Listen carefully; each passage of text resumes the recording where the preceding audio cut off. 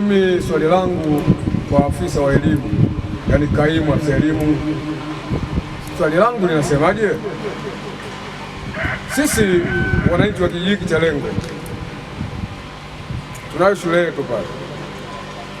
Ile shule katika shule ambazo zinategemewa ndani ya halmashauri hii eneo la DC pamoja na shule ya msingi Lengo.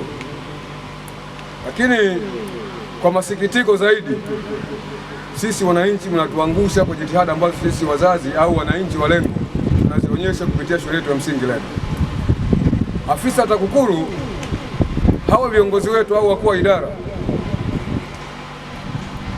wana tabia ya kudanganya sisi wananchi, hata kama tuna maisha ya chini, ila sisi tunajitambua. Kwa wanapokuja kutudanganya, sisi tunajua kwamba hapa anatudanganya, kwa sababu mazingira yaliyopo pale hajaanza leo, ni ya muda mrefu. Kwa sasa hawa wanapotuletea majibu ya siasa, nitatekeleza, siku zinaenda, wanatukashia tamaa.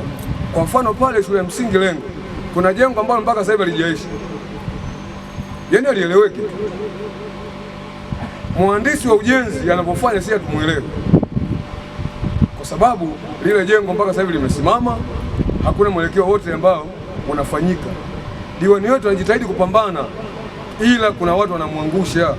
Kwa sisi hata kama maisha yetu ni hali ya chini, tunajua, tunajifahamu. Kwa mimi kupitia hili jambo, afisa elimu, tafadhali wewe mjumbe mkuu wa elimu ndani ya halmashauri ya eneo la DC, kutanguliza kukubaliana na hii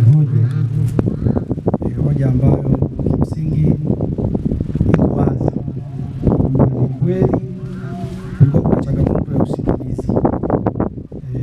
Nafikiri ni miaka ya nyuma kidogo changamoto hii ilitokea, kuliletwa mifuko kadhaa ya saruji kupitia mfuko wa jimbo, na kweli ile saruji baada ya kutokea hiyo changamoto ya usimamizi kukawa kumesababisha kweli hasara ya mifuko hiyo kuganda.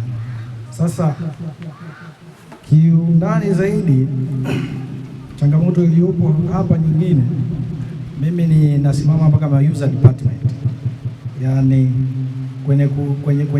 kwenye elimu tunashirikiana na watu wa ujenzi. Watu wa ujenzi wangelitolea ufunguzi kiundani zaidi swala hili, lakini naomba nilibebe, nitalipeleka kulifikisha kwenye idara ya ujenzi, kwa maana ujenzi wao ndio wanahusika kwenye kujenga.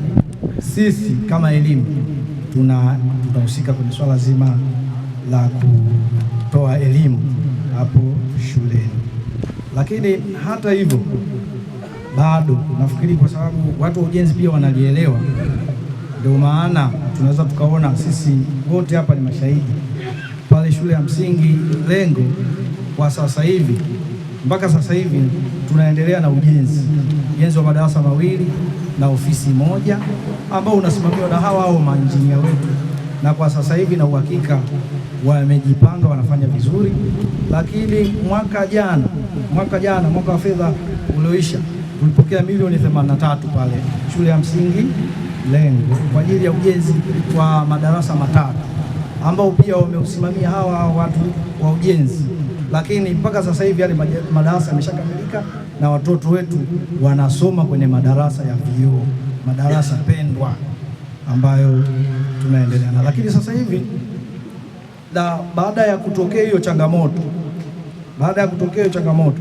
mkurugenzi akusita kufanya jambo shule ya msingi Lengo, ameendelea kutuletea fedha. Nafikiri hata mwaka huu tulipokea milioni 25 kwa ajili ya umaliziaji wa hilo jengo ambalo nimesema linaendelea kukamilishwa. Asante.